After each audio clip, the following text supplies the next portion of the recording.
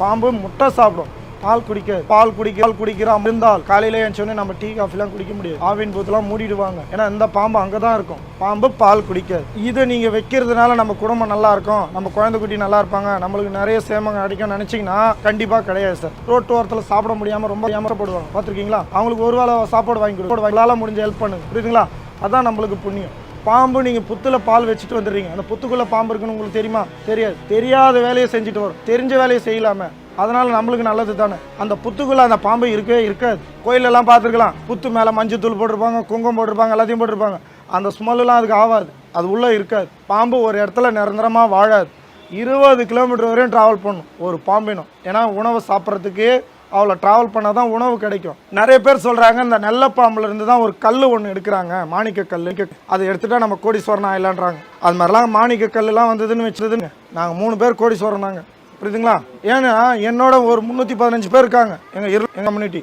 எல்லாருமே கோடீஸ்வரன் தான். யாரும் அந்த வேலையை அந்த அளவுக்கு செய்ய மாட்டாங்க. எல்லாமே பாம்பை வாங்கிட்டு போய் வீட்டில் வச்சு வளர்ப்பாங்க. புரியுதுங்களா? பாம்பு கிட்ட இருந்து மாணிக்க கல் வரல. பாம்பு கிட்ட போனால் கடி ஒன்று தான் நிச்சயம். புரியுதுங்களா? மாணிக்க கல் உற்பத்தி பண்ணுறதுக்கு அது கம்பெனி வச்சுட்டு இல்லைங்களே, விஷத்தை வச்சுட்டு இருக்கு. பாம்பு ஸ்கின்னு இது 3 மாசத்துக்கு ஒரு வாட்டி தான் பாம்பு சட்டை உரிக்கும். இதுக்கும் நிறைய கதை இருக்குது. இந்த அமாவாசை பௌர்ணமிக்கு தான் சட்டை உரிக்கும். அமாவாசை பௌர்ணமிலாம் ஞாபகம் இருந்ததுன்னு வச்சுக்கோங்க, நான் அதோட ஃப்ரெண்ட் ஆகிடும். இதை வச்சே பிஸ்னஸ் பண்ணுவேன் நான் பாம்பு. புரியுதுங்களா? அதெல்லாம் செய்ய முடியாது. ஏன்னா பாம்புக்கு ஞாபகத்தரமாக இல்லை. இன்னொன்று, நான் பேசுறது அது காதில் கேட்கறதுக்கு காது கிடையாது.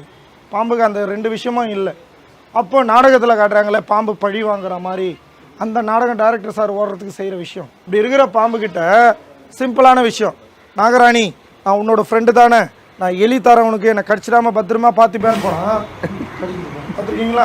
படத்துக்கு தான் செட் ஆகும், நிச்சய லைஃபுக்கு செட் ஆகாது. இது பழி வாங்குற மாதிரி ஒரு எண்ணம் இருந்ததுன்னு வச்சுக்கோங்க, இந்த பாம்பு கடவுள் கொடுத்துருந்தாருன்னு வச்சுக்கோங்க, மக்கள் தொகை வருஷத்துக்கு வருஷம் இன்க்ரிமெண்ட் ஆகாது, குறைஞ்சிரும். ஏன்னா இது வருஷத்துக்கு 45 முட்டை ஆகிடும். 45 முட்டையும் பொறிஞ்சு வெளியே வரும்போது அவங்க அம்மா சொல்லலாம், இவன் தான் உங்கள் அப்பாவை சாவடிச்சுவன், இவங்க தான் உங்கள் அப்பாவை பிடிச்சிட்டு போனவன், அவன் வீட்டுக்கு போங்கடான்னு அனுப்பிச்சி விட்டுதுன்னு வச்சுங்க, 45 குட்டியும் வெளில வரும். நம்ம வம்சமே இருக்காது, அழிஞ்சு போய்டும். அந்த அளவுக்கு மாற்றி விட்டுரும். உண்மை கிடையாது. 4 மணி நேரம் வரையும் டைம் கொடுக்கும். நல்ல பாம்பு கடிச்சிட்டா 4 ஹவர்ஸ் இருக்குது.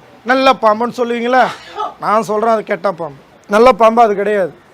ஏன் அதை சொல்கிறேன்னு கேட்டிங்கன்னா, இது நான் என்னோடய கையை எடுத்துகிட்டு போகிறேன் அந்த பாம்புக்கிட்ட, என்ன பண்ணுதுன்னு மட்டும் கவனி. நம்மளை பயம் காட்டுதில்ல, ஆனால் நம்ம நடக்கும் போது அந்த பாம்பு நம்மளை கவனிக்குதான்றதை பாருங்கள். எந்த டைரக்ஷன் போனாலும் அந்த டைரக்ஷன் பார்க்குதுங்களா? இப்போ நான் சொல்கிறதெல்லாம் அது செய்யுது, அது என்னோடய ஃப்ரெண்டுன்னு நினச்சிட்டு இருக்கலாம். இது என்னோடய ஃப்ரெண்டு கிடையாது. இது இருக்காங்க பாருங்கள், இவங்க தான் என்னோடய ஃப்ரெண்டு.